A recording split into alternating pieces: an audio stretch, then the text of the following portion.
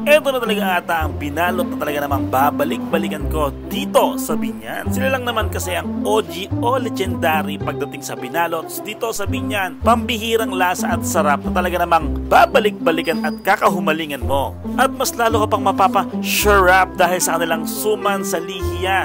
Grabe, ang sarap din mga boss, promise. Kung saan to? Tara, food trip po to? Food trip tayo, gang gang.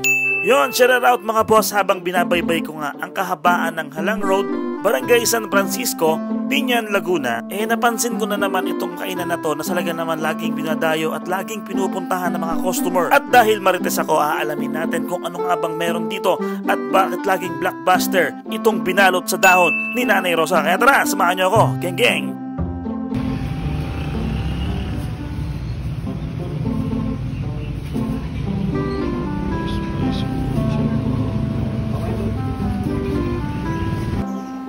Boss, pa-order nga na boss. Pork adobo.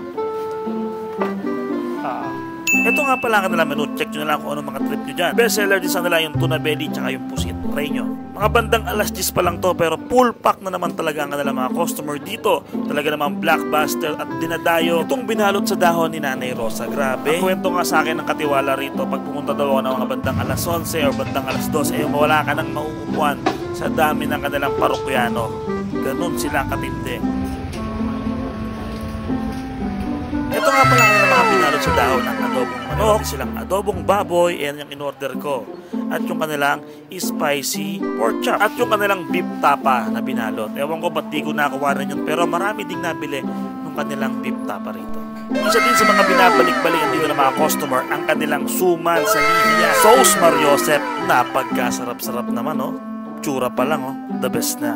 Geng geng. At ito na nga mga in-order ko, ang suman sa lihiya na nagkakahalaga ng 30 pesos at adobong baboy binalot sa dahon na nagkakahalaga ng 100 pesos. Geng geng. At the moment of truth na, food tripan na, napagkasarap-sarap niya. Perfect na perfect ang lasa mga boss. Highly recommended. Saktong-sakto yung lasa ng kanyang adobo. Talaga namang minaster na to ng legendary na si Nanay Rosa. Kaya naman isa to sa mga the best binalot na nakain ko dito sa Binyan. At take note hindi ganon katigas yung kanyang karne. Ang sarap nguyain. Geng geng! Pag umorder ka nga palang binalot dito, meron din silang extra sauce ng adobo at yung napagka-asim-asim na sabaw ng sinigang. The best. Wala ka nang hahanapin pa. Dito lang yan. Punta ka na. Geng geng!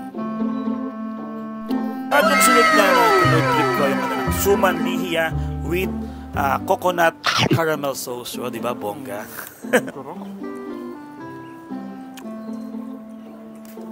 Best po So, gusto ito na misis ko, panigurado.